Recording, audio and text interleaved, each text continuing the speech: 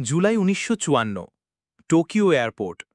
Europe থেকে একটি সাধারণ ফ্লাইটে একজন মানুষ নেমে এলেন, কিন্তু তার কিছুই সাধারণ ছিল না। তিনি পরিপাটি পোশাকে, একাধিক ভাষায় দক্ষ, আর দেখালেন একটি পাসপোর্ট যেটা একটি দেশের নামে ইস্যু হয়েছে, যার নাম কেউ কোনোদিন শোনেনি। টাওরেড।